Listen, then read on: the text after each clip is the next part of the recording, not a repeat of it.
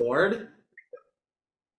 And because I remembered to record, I'm also going to remember to tell Lee that at some point tonight we like take a few pictures of me teaching because we're trying to like revamp the website with like good new action shots of Lee.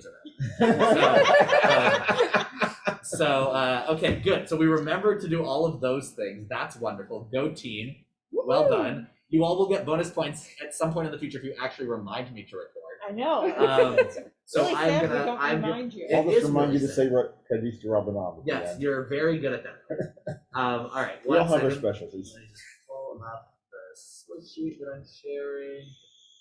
Lewis, that's a lovely, lovely shot of your lamp. I love that lamp. Who is that? I didn't know anybody knew what it was. All right.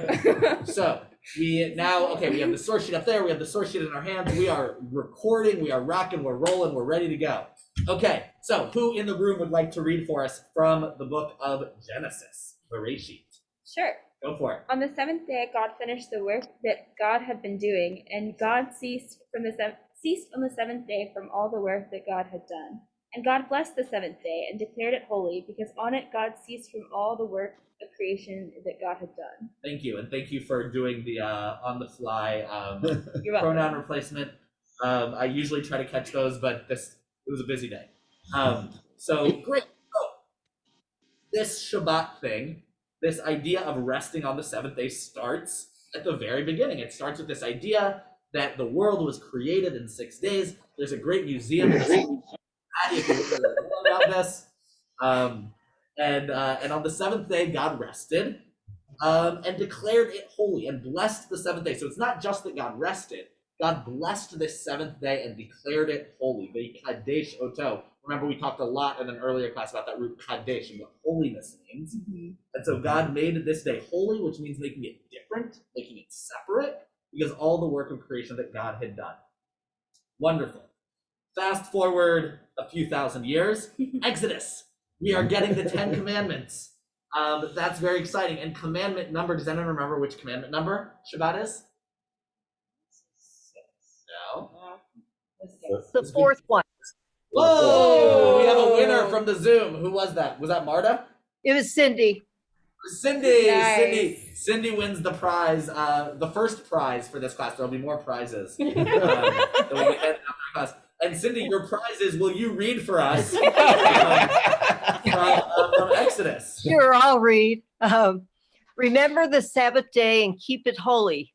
6 days you shall labor and do all your work. But the seventh day is the Sabbath of the Lord your God. You shall not do any work.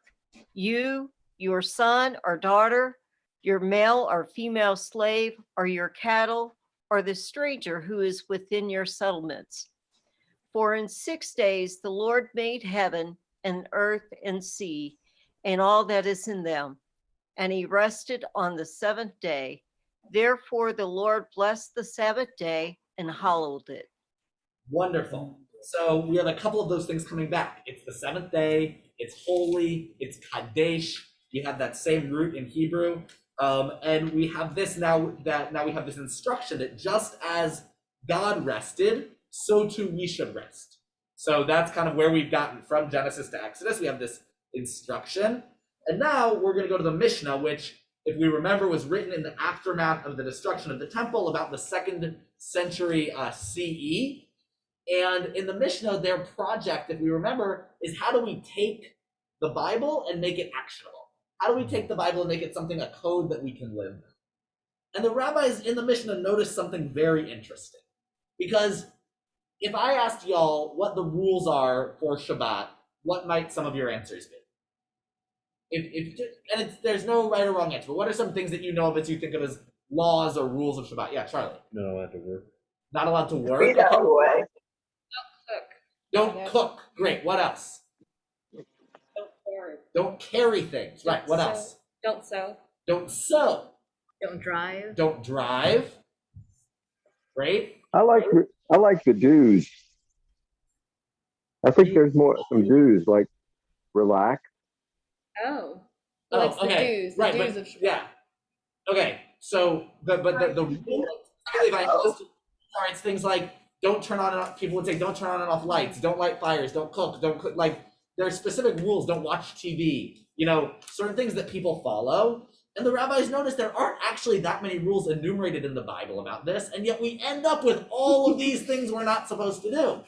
And so I love this quote from the Mishnah. I think it's great. There's a whole separate class we could teach about this quote, but it says, the halachot of Shabbat and these other things are like mountains suspended by a hair.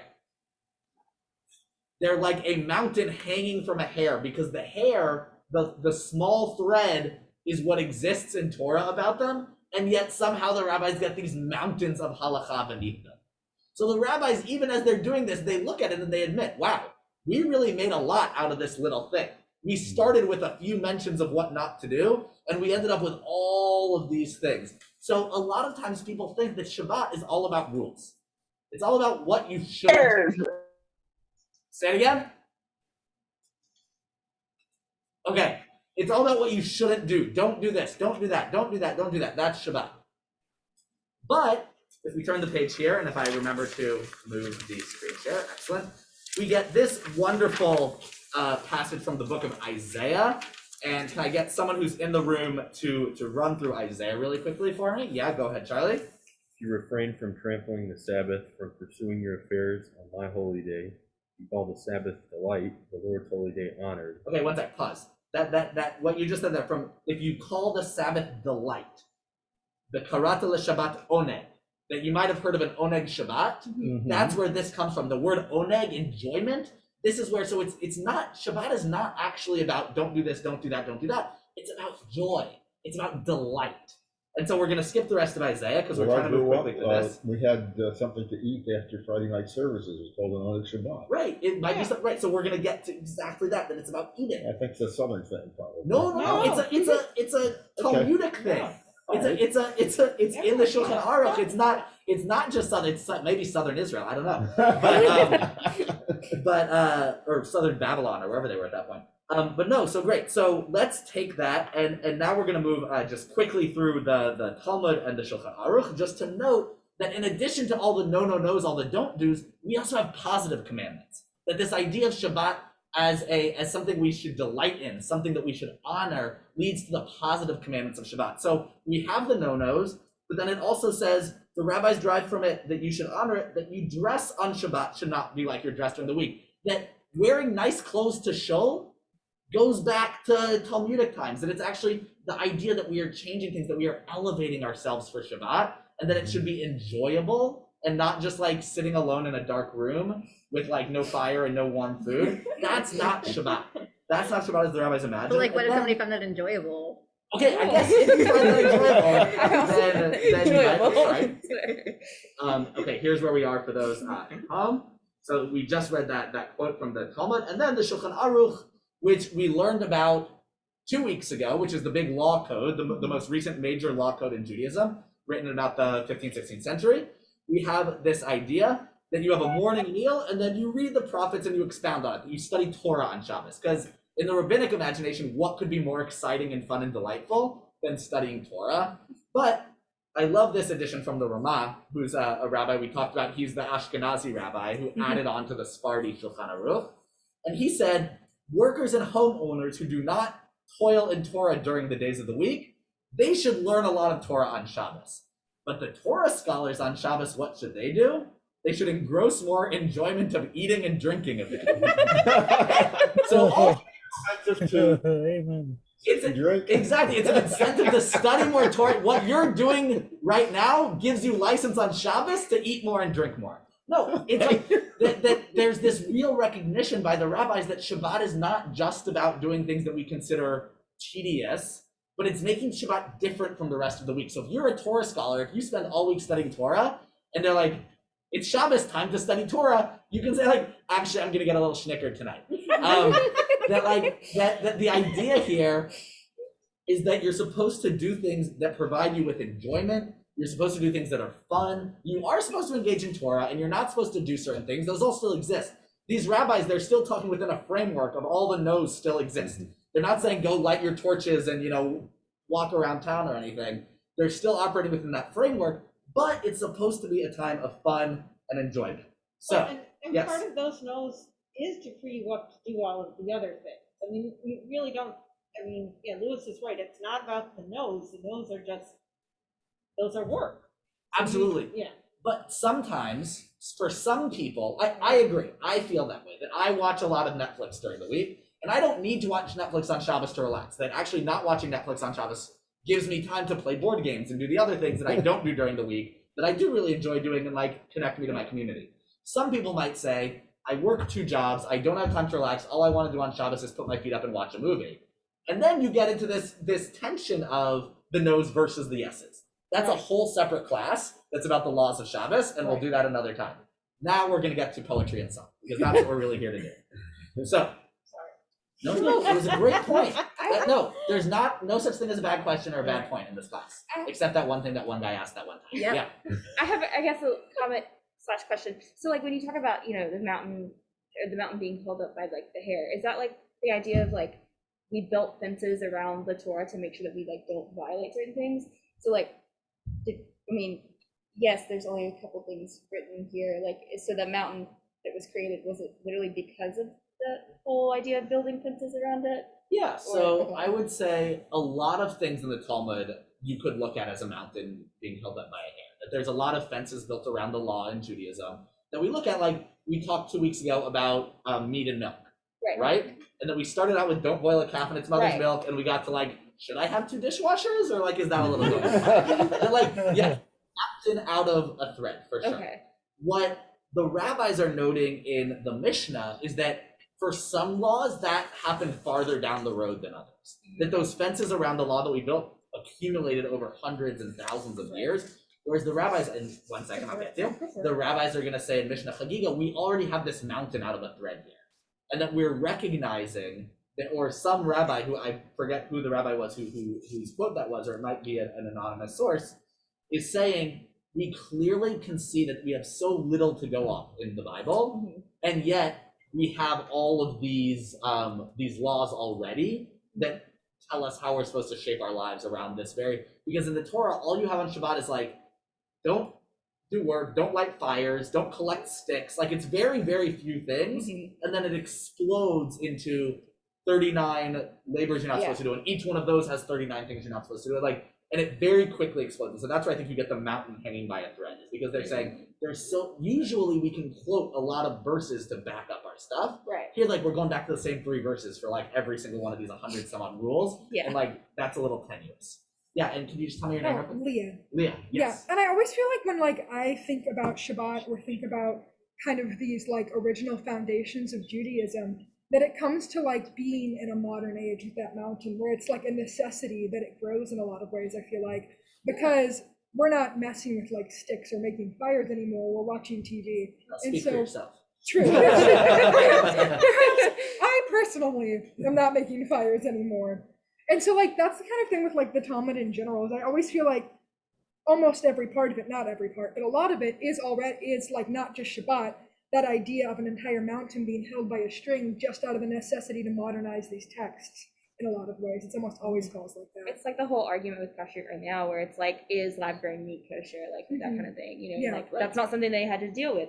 Or like, how do you, Yeah. observe Shabbat on the space station when you're not where the sun's Right. Or Is questions there like actual that. rules though? Like, I have isn't no there? idea. People are thinking about it. Okay. But it's what we talked about 2 weeks ago with the accordion, right? Yeah. That Jewish law gets bigger and bigger and bigger and bigger. Then someone says, this is too Too much. unwieldy. We need to like squish it down. And then someone has to comment on that because it doesn't cover a specific case and it gets bigger and bigger and bigger and bigger. Okay. When's it going to be condensed again? We know. Elliot, I would love if you wanted to start Yeah. working on the next condensation of I won't Jewish live law. that long. It's okay, we'll pick it up after you.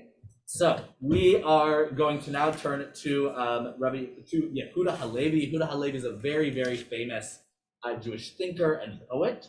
You may have heard of his book, The Kuzari, which was a major, one of the first major Jewish polemics against Christianity and Islam, where there's this fictional king who's trying to decide whether he should be Jewish or Muslim or Christian. And Yehuda Halevi writes this book that's like each one presenting their case, and then the king responds, and it's written in this very medieval style.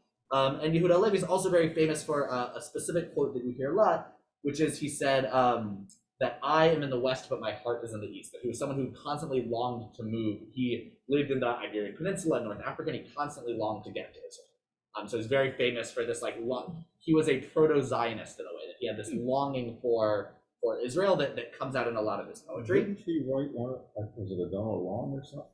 He did not write it down. He wrote a lot of poetry. We're going to read one of It was his. something we regularly chant on Shabbat, I can't remember what. I'm not sure either, but if you remember, let me know. I can't remember, that's So my this problem. is the poem that you have in front of you is called a zemer, a Shabbat song that would be sung after a meal.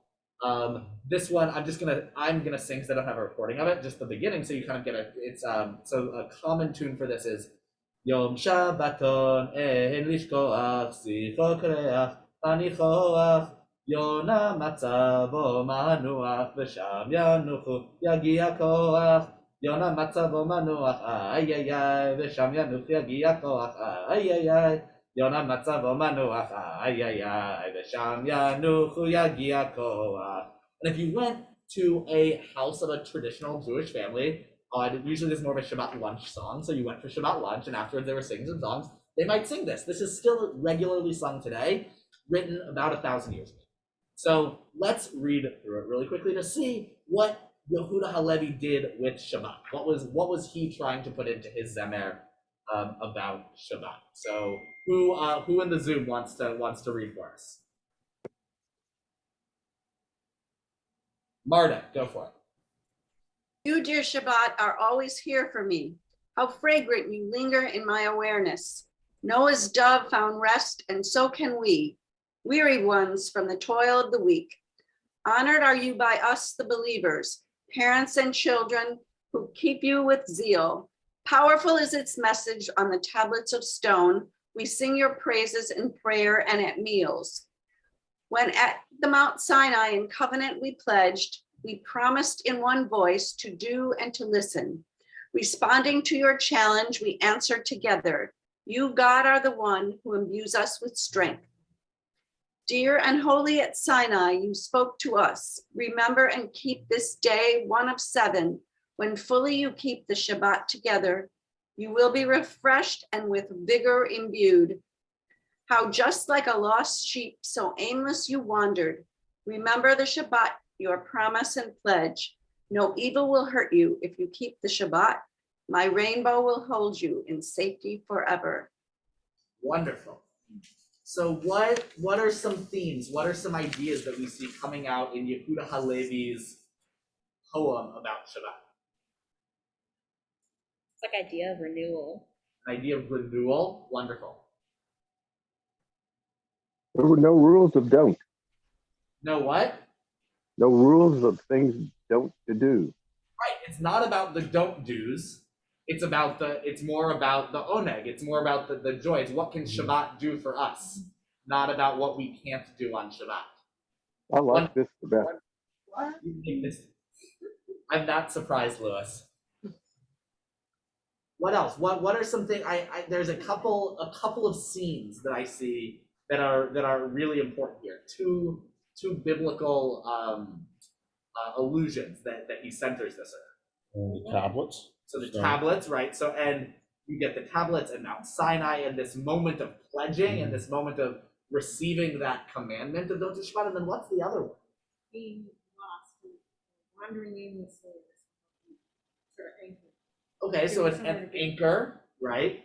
And then we also have this recurring theme of Noah, That at the beginning we have Noah's dove found rest, and so can we. And then at the end, my rainbow will hold you in safety forever. What was the rainbow? The rainbow was the bridge between God and Noah that the world would not be destroyed again. So Yehuda Halevi kind of co-opts the rainbow here and says, what is the rainbow about? What is this covenant? What is this rainbow? It's actually about if you keep Shabbat, then you will get this sense of Noach, because it's a play on word, because Noach, his name, means comfort or rest. And so you get this play because Noach means rest, and what are we supposed to do on Shabbat? Rest. So you get this playfulness, this use of language with Noach, with Noach who had an ark, and that we should all have Noach. We should all have rest. And that comes both in the dove and then also in of the rainbow at the end, which in Yehuda Halevi's that Yehuda Halevi actually uses the word. He doesn't use the word keshet, which is usually what's used for rainbow. He says me Noach, which is like a literary thing for, which literally means the waters of Noah, which also means a rainbow. And so this idea of Noach and rest and Noah and the connection between the two is really deeply tied in here. Something I find really beautiful and really interesting. So you And Rabbi, Munster, as we all know from the folks on the show. Yes, Lewis. didn't the family of Noah end up at Sodom and Gomorrah? I mean, the family of Noah ended up everywhere. Everyone's descended. Oh, okay. Gotcha. You might be thinking of Lot. Okay. No, so Noah's children went on to be the founders of humankind, going in biblical genealogy. Again, you can check out the museum near Cincinnati for more on that. Sorry, we just went last week with my in-laws, and it gave me the heebie-jeebies. Very much. If you tell them you're Jewish, they might let you in for free, but I they'll thought never about that, leave you but we only alone. had 2 hours, and I figured if we tried that, we'd be there for much longer. They would never leave you alone. So, Try to convert you. Yeah. okay, great. So that was that, and then if you stay on that page for 1 second, I just want to show you one more thing about this poem. Something that is very common of medieval Hebrew poetry is you'll notice the first letter of each stanza is Yud, Hey, Vav, Dalid, Hey, which spells out Yehuda. Yehuda Halevi. God, that's pretty cool. That's the way that you signed your name onto a poem, was by putting the first letter of each verse to spell out your name. So that was Yehuda, spelled out in the first verse, the first letter of each verse. All right. We could have are made it going. longer to include Halevi. Yeah, he could have made it the one that we're gonna look at next. Lechadodi does have he spells out. I think he spells out Shlomo Halevi. Shlomo Levi. Yeah, Shlomo. So this is a poem that you might have seen before once or twice in your life, and you might know it to lots of different tunes and melodies. But so this is Lechadodi, and it's 16th century. It's by Rabbi Shlomo Halevi Alkabetz, and I wanted to bring this one to show about how Shabbat was not the first place, but one of the places that there was a very rich tradition of liturgical poetry. Perhaps the place where we see this most is Rosh Hashanah and Yom Kippur, that you get the piyutim that make the Amidah last 3 hours long, because you add all of this poetry in to the song. But here on Shabbat, we have this liturgical poetry. We have Lechadodi, we have El Adon, we have Adon Olam. We have these poems that are inserted into our prayer. And I think it's really interesting to think about what is it about a poem that elevates it to a level of prayer, and what is it about a poem that elevates it to a level of canonization within our liturgy. And so I'm curious, we're gonna take a second and we're gonna read a little bit of Lechadodi, but I'd like you to think, if you can, of one piece of poetry. It might be a Shabbat piece, it might be a Jewish piece, it might be another piece of poetry, if you have one. I will be honest, before I started thinking about rabbinical school, I didn't necessarily have a poem that I would have called a prayer for myself. But just to take a moment and think if there's anything that you've read or anything that you've heard. Could be a poem, could be a song, something that for you might be elevated to a level of liturgy. That's something for you that maybe was just a poem, that Rabbi Shlomo Halevi Alkabetz wasn't necessarily writing this knowing that every Jew around the world would sing it, every Friday night. He was writing poetry. He was writing song. And so is there a song that for you had, that if you were redesigning the Siddur, that you might, it does not have to be a Jewish song or poem inherently, but if you were redesigning the Siddur, what's a song or poem that you might put in? I'm going to give you a few seconds to think about that, because I know that's a really big question. And we're doing great on time this week. So I'm going to give everyone 30 seconds to just think of a song or poem. this kind of goes back to what we talked about. I'm going to stop the sharing here for a second so we can see each other. This kind of goes back to what we talked about a little in our first class of like a text that's meaningful to you, but now about a specific type of text, a specific poem or song that you might think about elevating to a level of liturgy or a level of prayer. And you don't have to have an answer, but just take some time to think about it.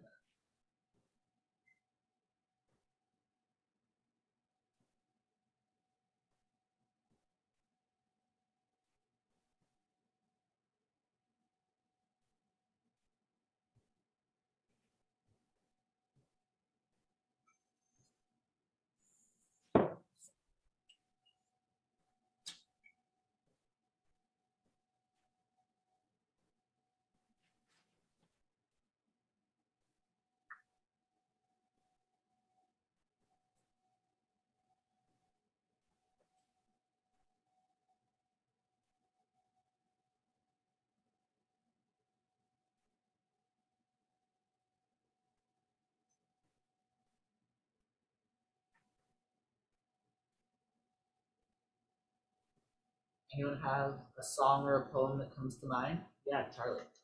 I read like a month ago a poem by Walt Whitman called Etalons, and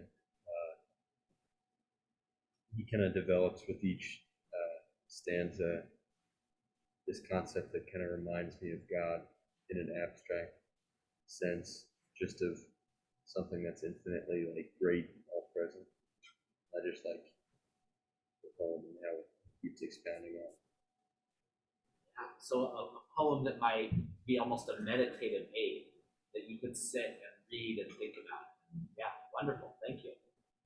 Anyone else have a song or a poem that came to mind? I guess since it's usually, You can go first. Go ahead, Lewis. since it had the word God in it, I went with God Bless America. Okay. So that song. Yeah, and I think a lot of people would say that that is a piece of secular liturgy in many ways, secular / religious. That it is kind of a piece of American liturgy, that it is used as in a liturgical way at baseball games and at sporting events and at gatherings. And I think that's a great example of the way that this can continue to happen in modern times. So wonderful, Lewis. Yeah. Oh, so I had to actually look up the name of it, but it's called Still I Rise by Maya Angelou. Yeah. So like the whole idea of like perseverance and stuff like that, like I feel like is really common theme through Jewish history and in in liturgy. So I thought that would be cool. Wonderful. So a poem that would offer a sense of inspiration. Yeah. Like there's, I don't know. I mean, I had to like look it up. So where is it? Yeah, it's wonderful.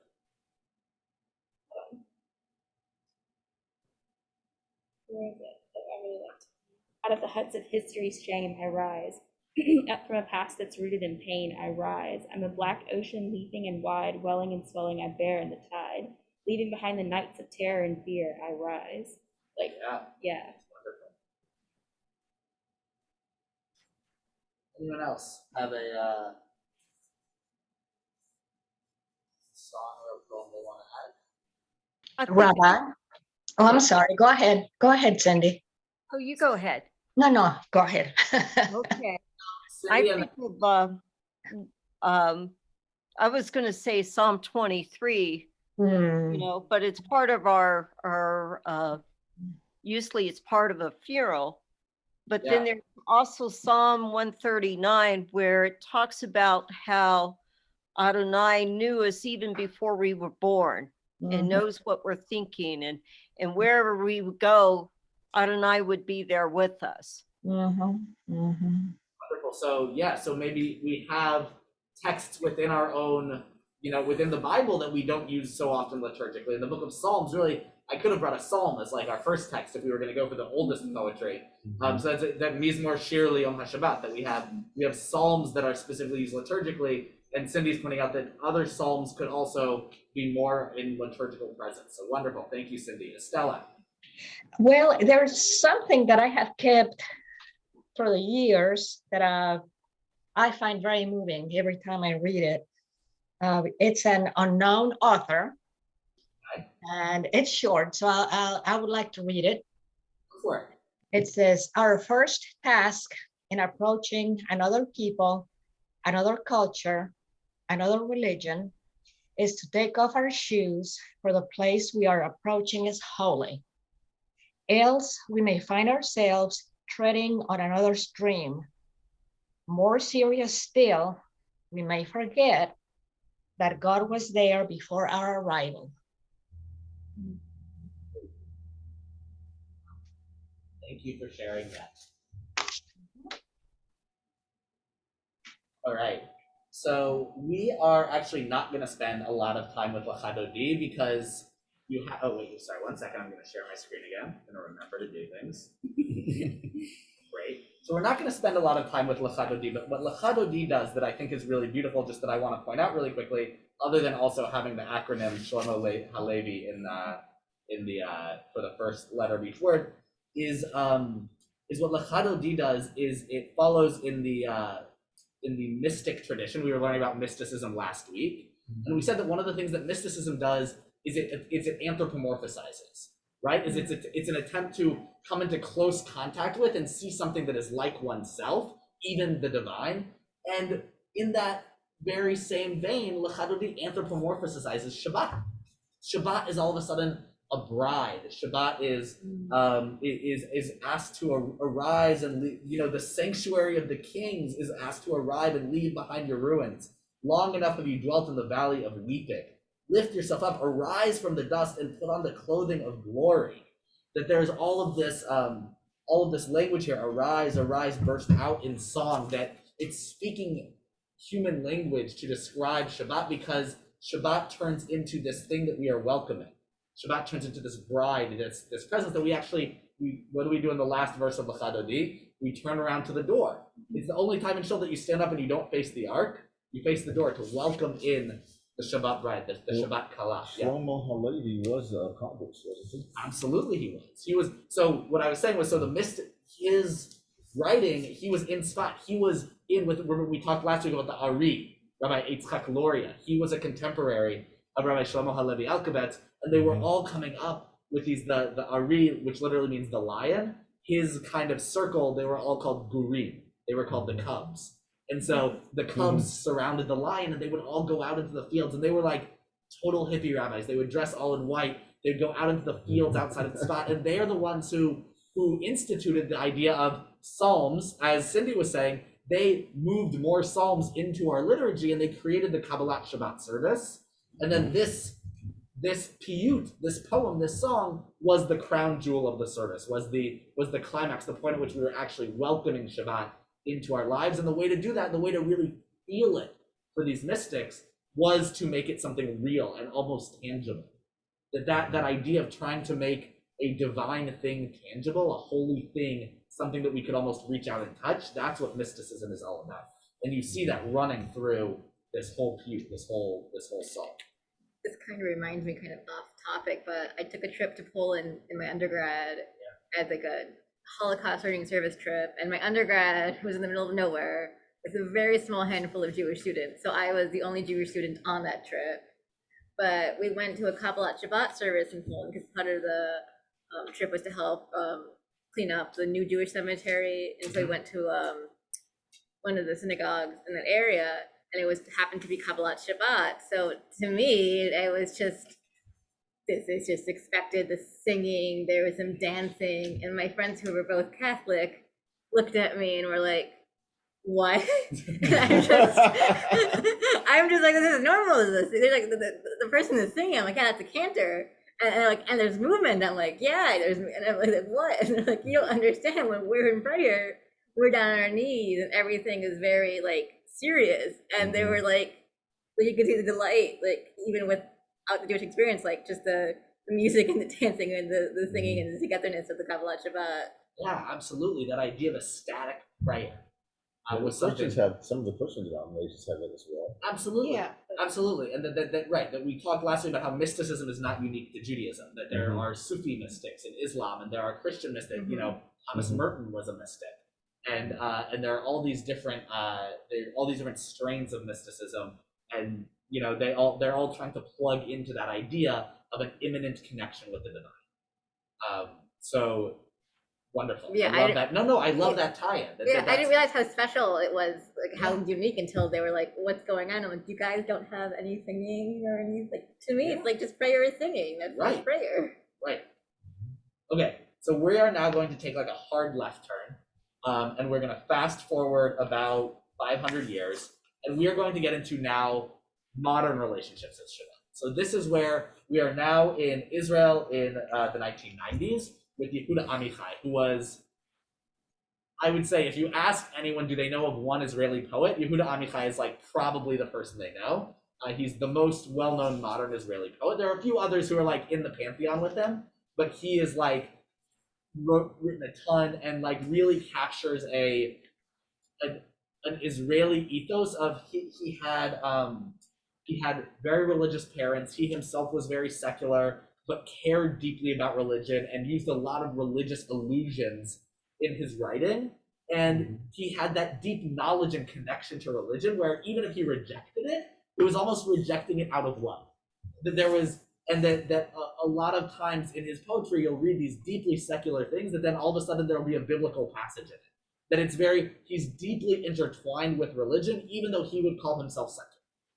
And so I wanted to start with him, and then you'll see we're going to now be looking at how different people and different people representing perhaps different demographics use poetry to represent their Shabbat experience. So we're going to start with this I love this, the Shabbat lie or the Sabbath lie. Lee, would you read this for us? On Friday, at twilight of a summer day, while the smells of food and prayer rose from every house, and the sound of the seventh angel's wings was in the air, while still a child, I started to lie to my father. I went to another city. Okay, pause. So 2 things to note. One is the allusions to like deeply Jewish language that he's using here, Malchei HaShabbat, the like he's using religious language here, even as he gets to this lie, which is, I went to another synagogue. Halachti levet knesset acher. What's the lie? Why is this a lie? He didn't go to shul. Because he didn't go to shul at all. Right, exactly. His father went to shul. His father said, where were you? He said, I went to another shul. Okay, keep going. I don't know if he believed me or not, but the taste of the lie was good and sweet on my tongue. And in all the houses that night, hymns rose along with lies to celebrate the Sabbath. And in all the houses that night, Sabbath angels died like flies in the lamp. And lovers put mouth to mouth, blew each other up until they floated upward or burst. And since then, the lie has been good and sweet on my tongue.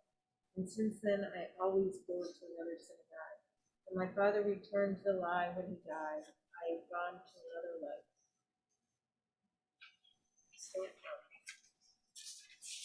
Rabbi, can you scroll up, please? I'm so sorry. Yes. So it was the end of the poem. I just want to like sit with that for a second.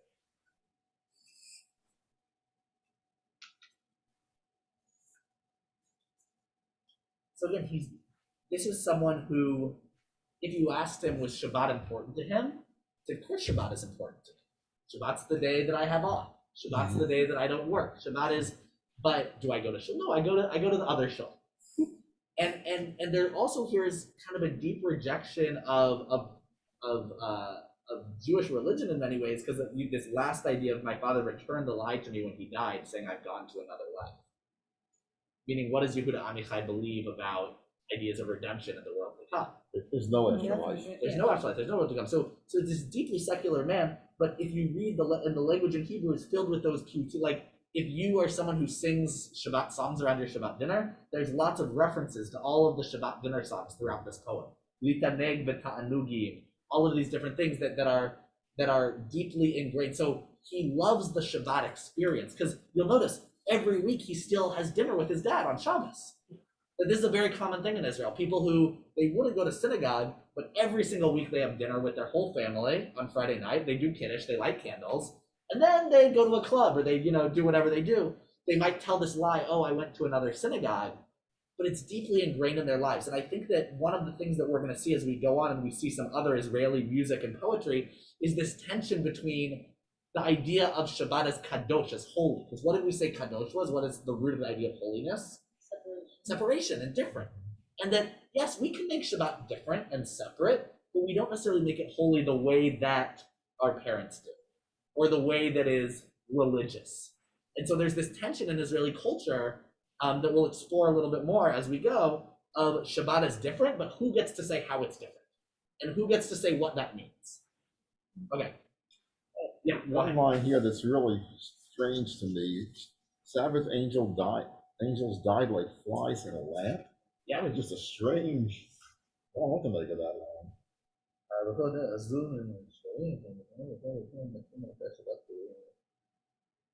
Yeah, that it's this idea of he's saying, yeah, we sing, Shalom Aleichem Malach Esharei, but he doesn't see them as, actually, in Yehuda Amichai is saying, like, I don't buy that there's actually these Shabbos angels. At the beginning, he says, while the smells of food and prayers and the sounds of the Shabbat's angels' wings were in the air, he had in his youth this kind of idealized view of Shabbat. And then he stopped feeling that way. He stopped feeling the magic of Shabbat in some ways. He still felt it in some ways, but in the more religious ways, the ways of angels, the ways of the mystic, that here, this is kind of a death of mysticism. That he doesn't want to feel that imminent, he doesn't need to go sing L'chadodi. He doesn't need to feel an imminent connection with the divine. He doesn't care about the afterlife. That all of these ideas of imminent, religion are gone, and what's important is his connection to his family. That we talked last week in mysticism about dvekut, of cleaving to the divine. He's not cleaving to religion or the divine, he's cleaving to his relationship with his father, which is a very different idea. And so what we see in those angels dying is almost like a dying of mysticism. That the magic, the mysticism of Shabbat is being burned in the canvas. Is he still alive? No, he died somewhat recently, within the past few years. Okay, now we're going to turn to this 2010 by Hulu, by Sivan Harshefi. And I bring her because she is a incredible poet, and she is an Orthodox Israeli woman who publishes her poetry mostly within, there's like this super cool niche, like Orthodox Israeli literary magazine that I would not know about if it weren't for like my Hebrew teacher showing it to me. But this is going to show us a very different view of Shabbat. This is the view of a modern Israeli Orthodox woman and how she sees Shabbat. Sorry, Leah, would you read for us? Times of the entry of Shabbat and her exit like train timetables. Soon I'm getting aboard, waving a big white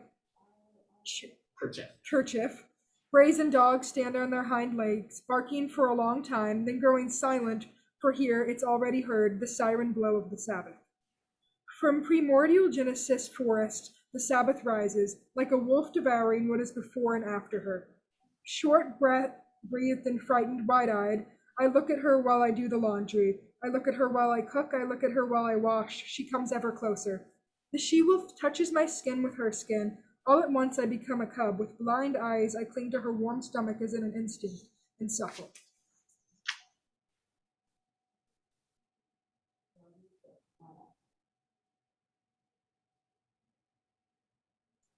What's the imagery here of Shabbat? What are the two dominant things that we see here as the imagery? Yeah. It's like a protective and comforting force that you can rely on to provide you with, I don't know what would be the word for it. Right. So at the end, it's protective and comforting, but the first two, A and B, it's not protective and comforting at all.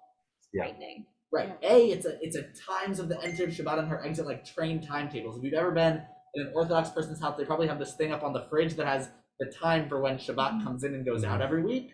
That like it's like what is Shabbat to her in the beginning? It's when it comes in and when it goes out, and what do I need to get done, and how do I make sure that my family has what they need? And it's Shabbat rises like a she-wolf devouring what is before and after. It's this like scary thing that's coming, because once Shabbat starts, I can't cook, I can't clean, I can't do any of that work. And short breathed and frightened, wide-eyed, I look at the coming Shabbat while I try to get all of this stuff done. Shabbat is not relaxing on Friday for her. On Friday, it's, oh my God, the train's gonna leave, Shabbat's almost here, I haven't got this stuff done. Friday Shabbat is like this, but then when Shabbat comes in, the moment it touches her skin, then it becomes warm and protected. Then it becomes something that she can sink into. That it's not always like that. If you asked her on Thursday, are you ready for Shabbos? She'd be, am I ready for Shabbos? I got this, I got this, I got this. Like, what are you talking about? Am I looking forward to Shabbos? Of course not. I've got so much to do. But then there's something magical about it. That once it happens, it's no longer looking to devour her. It's that she's able to curl up in it. And so I think that it's such a different experience of Shabbat than these other ones that we read. And part of that is that it's the first one that we read by a woman. It's the first one we've read by, especially a woman who keeps Shabbat, which is not a class of women who generally write a lot of poetry. Oh shoot! I'm so sorry. What do you do? I forgot to Just show it scroll down. I forgot to scroll down. So here it is for y'all. I apologize, and then I'll leave it here for a second, and then I'll keep scrolling. I'll also, of course, email out the spreadsheet to everyone after, so you can look more at these poems if you'd like. But yeah, but it's a woman. It's a woman who keeps Shabbat, which is not a demographic that generally writes a lot of poetry, unfortunately, or that doesn't publish a lot of poetry, I should say. But I just think it's such a different view of Shabbat. But it's such a real one.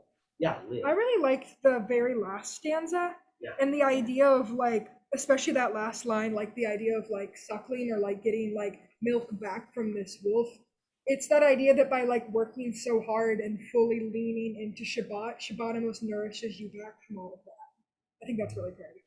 Absolutely. That part of what makes Shabbat for her is the busyness of Friday. That the difference, remember we talked about differentiated, that Friday is so busy that when Shabbat hits, so okay, laundry will get done on Sunday. It'll happen. I can relax now. Now, This is a metaphor I did not think I would ever hear, is comparing Shabbat to a wolf. yeah, That's just, I mean, yeah, that's teeth. It comes. yeah. wild. Yeah. All right. I don't want to dwell too long because we still have a few more things that I want to look at. We are actually gonna skip the next two. They're more modern poems. They're really wonderful, and I recommend reading them on your own time when I send this out. But we're gonna spend the rest of our time with some Israeli pop music because it's another passion of mine. So we are gonna start with Yom Shishi I'm screen sharing. I'm pretty sure I'm also sharing my.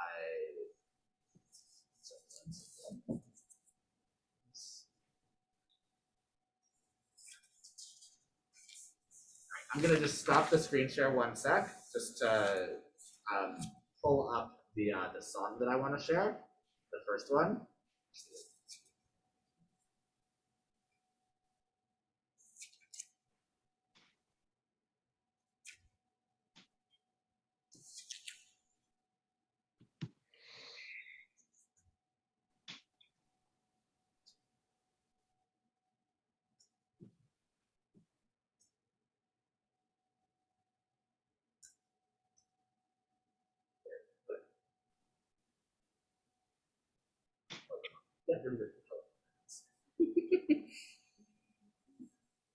You want apple for next year? 1 second.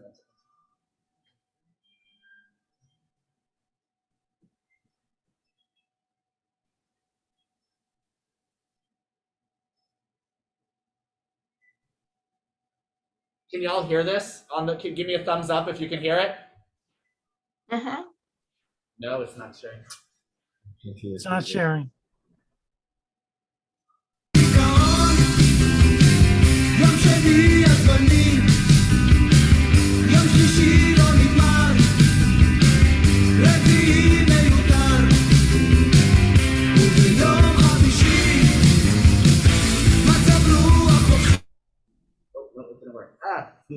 Sorry.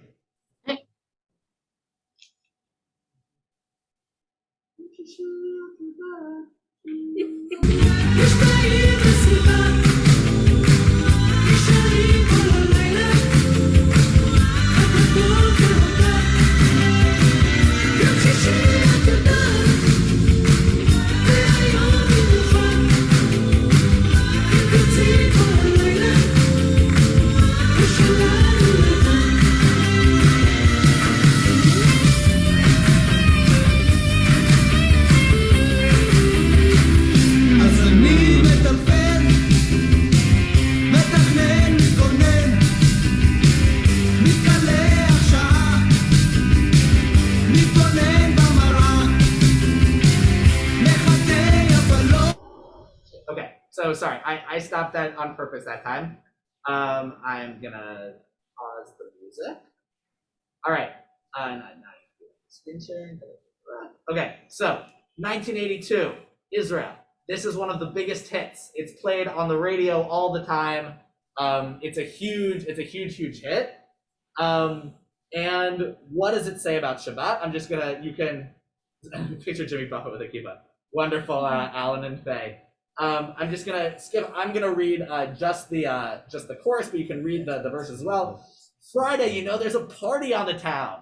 Staying all night until the next morning. We're staying up all night partying. Friday, and if you want it all night, we can spend it together. This is like classic teen, like rock pop party time. But what is it all about? It's about Yom Shishi. It's about Friday and Friday night. It's a secular lechadodi almost. It's saying like, guys, come on, let's get ready because Shabbat is coming.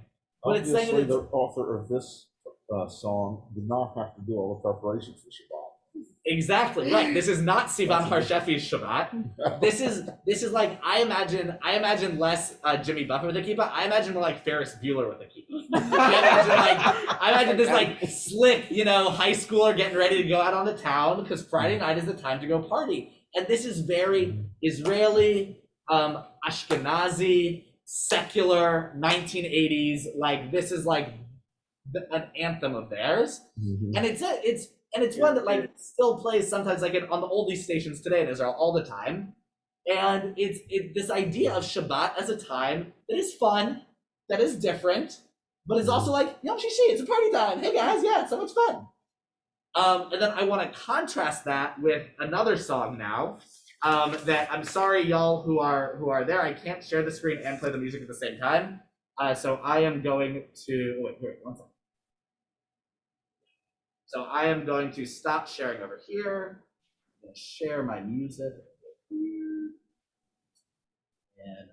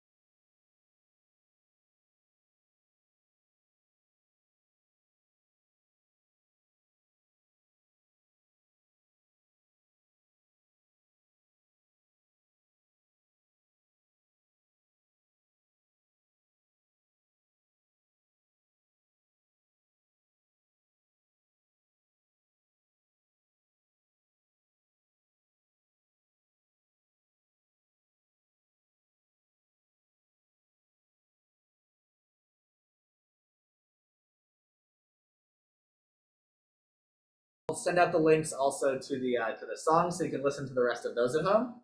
1 second, just gonna stop here, there.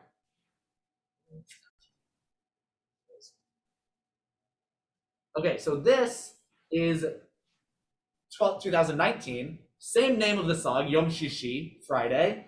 And if you can look between the two, those of you who have it on your paper, we can do it here a little bit online. You see here, Monday, Tuesday, Wednesday, Thursday. It's built around these like going through the week.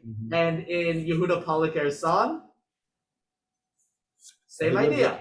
Sunday, Monday, Tuesday, Thursday. It's clearly Omer Adam is playing off of Yehuda Polaker here. This is almost like Midrash on Yehuda Polaker. This is Omer Adam taking Yehuda Polaker and making it his own. So a few things about Omer Adam. Omer Adam is not Ashkenazi. He's Mizrahi. He comes from this the Jews who come from North African and Arab descent, or from places that were Arab or that are Arab. And it's a very different vibe, right? Like the song is a different vibe. It's more mellow, it's more relaxed, but it's also more religious. Then what is he talking about? What Yom Shishi? Vayechulu hashamayim v'haaretz. When God, the heaven and the earth were finished. That's when did we read that? That's the very first thing we read. He's quoting from Genesis. Now, but what I love about this also is Omer Adam says at the bottom, if we go to the end that I didn't play. So let's go and hang out and be back by 5 or 6 in the morning. He's still doing the same thing Yehuda Polakar was doing. He's still going out and partying all night. On the beach, it sounds like. On the beach, yeah, he's having a great time. But it's a religious flair. But it's right. So Omer Adam comes from a deep well of Israeli culture called Masorti, which means traditional, which is exactly what we're talking about with Yehuda Amichai, which is I would never miss a Shabbat dinner with my family, and I would never miss Kiddush, and I would never not light the candles. But then I can go out till 5 or 6 in the morning at the club after. That it's a different way of harmonizing and of weaving together the secular and the religious than the 1980s classic kind of Ashkenazi punk rock way, which is like, I don't care, I'm just going out to party. Now, all of a sudden, we have Vayechulu hashamayim v'haaretz, we have Genesis, we have kind of like, it's almost like to really, all right, whatever, I'll just say it. It's kind of like a he's the reason for the season kind of a thing, right? It's like, why do we have Shabbat? There's an appreciation for Shabbat here of why we actually have it, and it's not just the day off. It's not just holy because I can go out and party all night, but it's holy for something going really far back. It's holy for something very ancient. And I'm connected to that. And that's part of what I am. And I can still go to the beach, and I can still have fun, and I can still use it as my day off. But part of that is going to be recognizing where it comes from and why it's holy to me and why it's holy to my parents. And again, I love this thing here of, Dad calls us, don't be late so Mom won't strangle us. Like, in many ways, like Yehuda Amichai, it's very tied to family, but it's also deeply tied to religion. And I think that this song for me, and there are other Mizrahi artists who weave religion into their music in these ways, and I think that this idea of weaving our secular and religious identities is something that we are often comfortable with as Americans, but is more new in Israel. And I think it's really cool to watch it come out and to watch how these identities get interwoven and how they get interwoven through the music that is created. And that when different people create music at different times, depending on who they are and their personal experience, it's gonna look different. And the poetry is gonna be different, and the song is gonna be different, and the Shabbat experience is gonna be different. And I think that there's so many ways that through this poetry and through these songs, we can get a window into people's experience of Shabbat. That we can get a window into Yehuda Alevi's experience of Shabbat, which is a taste of what Noah had, of Noach, of rest. We can get a taste of Yehuda Halevi Alkabetz, Shlomo Halevi Alkabetz's experience of Shabbat, which was mystical, union with this incredible thing. We get a taste of Sivan Harshefi's like, oh my God, Shabbat is coming. But then how beautiful it is. And we can get a taste of Yehuda Polakar's partying and a taste of Omer Adam's partying, but different. And then each of these things gives us a window into people's Shabbat experience. So thank you all for being here tonight. I know we went a couple minutes over, but next week, I think is our last week of Text Me Back. We're gonna try again the project that we tried during Talmud week of making our own page of Talmud. We'll see how it goes. I'm gonna try to work out the kinks a little bit, but would love to see everyone here for that. If you come in person, we may also have a few treats. We had some yummy latkes and sufganiyot last week. Maybe we'll have a little food, maybe a couple of chaims, perhaps. But thank y'all for being here, and I look forward to seeing you next week. And because Elliot is thinking it, even though he didn't remind me, we will conclude with a Kaddish de Rabbanan. A recognition of our time spent here together in study. So I invite you to rise.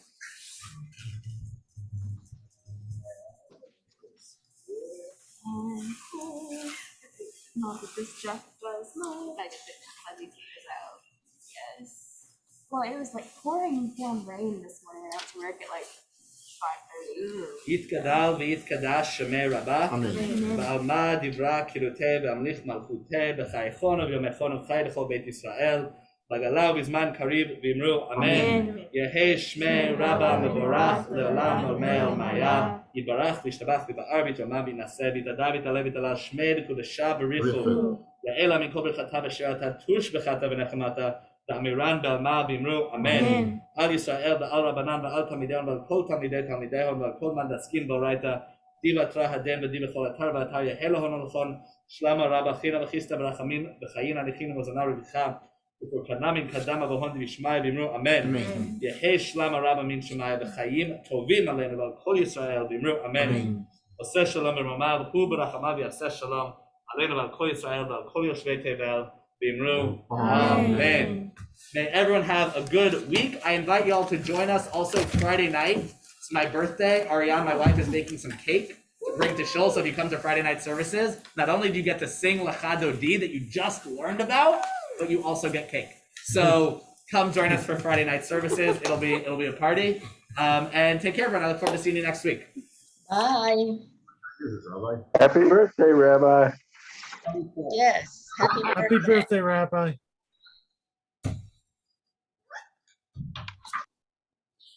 Thank you.